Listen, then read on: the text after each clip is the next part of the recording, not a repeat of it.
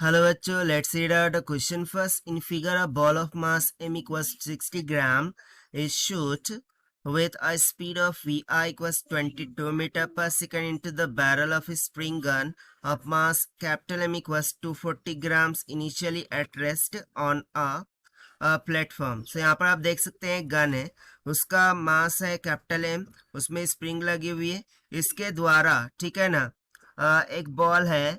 सो वो बॉल को इसकी तरफ यानी कि इस बैरल की तरफ क्या किया जाता है, थ्रो किया जाता है। अब बॉल का मास स्मॉल एम है, इस इनिशियल स्पीड कितनी है v1 की इक्वल। तो देखिए जैसे ये बॉल अंदर जाकर के ये स्प्रिंग से टकराएगा, सो स्प्रिंग के कॉम्प्रेशन की वजह से जब ये स्प्रिंग रिलीज करेंगी सो ये बॉल अपोजिट डायरेक्शन में क्या हो जाएगा, फिर फेंका चला जाएगा, राइट।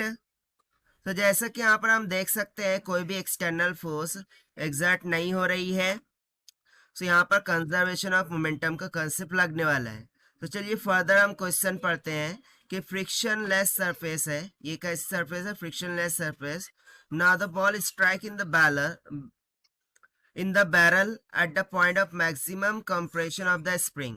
ठीक है, ये बॉल जो स्ट्राइक करता है इस बैरल से वो maximum compression of the spring पर स्ट्राइक करता है।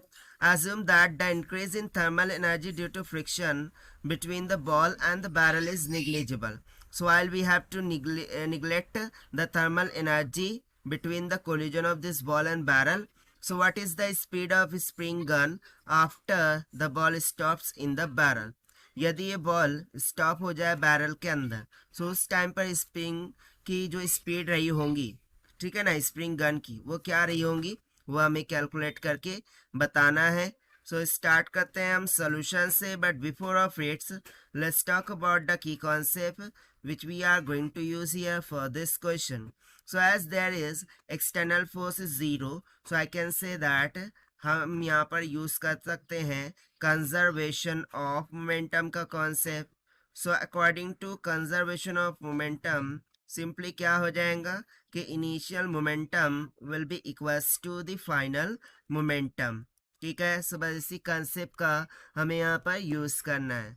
सो सबसे पहले तो हम क्या करते हैं यहाँ पर कि यहाँ पर क्या बात की गई थी कि at the point of maximum compression, कैसा maximum compression.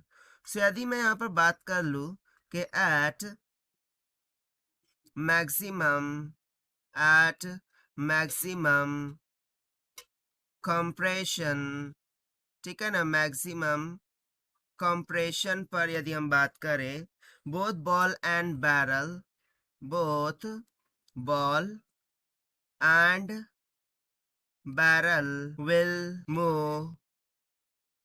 will move with same velocity v।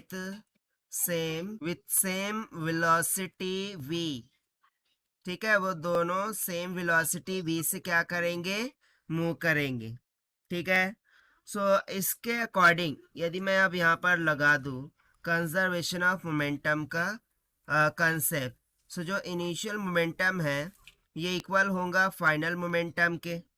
So we can say that, so initially gun तो रेस्ट पर थी, सो इसके द्वारा मोमेंटम तो जीरो होगा, बट जो बॉल है वो तो मूव कर रहा है, सो उसके द्वारा कुछ ना कुछ तो मोमेंटम होगा, और वो किसके इक्वल होगा, m into V I, and this will be equals to, and finally दोनों एक दूसरे के साथ स्टक कर गए हैं, that means m plus small m times of उनकी final velocity that is v। So यहाँ से मुझे यही v का मान कैलकुलेट करना है। So this will be equals to small m times of vi divided by capital M plus small m. So this will be equals to small m का मान कितना है 0.06 into vi कितना है 22 मीटर पर सेकंड डिवाइडेड बाय, और capital M 0.06 plus small m 0.24। आप बोलेंगे 0.06 कहाँ से लेके आया, सो देखिए m क्या किस में गिवन है, 60 ग्राम में, केजी में करेंगे तो 0.06 केजी आ जाएगा। उस तरीके से 240 ग्राम्स गिवन है, केजी में करेंगे तो 0.24 केजी आ जाएगा। सो इसको हम केजी में ले रहे हैं, इसीलिए इस तरीके से हमने वैल्यू सब्स्टिट्यूट की है। तो जब आप इस सॉल्व करते हैं तो यहाँ से v का मान निकल के आ जाएगा 4.4 मीटर पर सेकंड की इक्वल।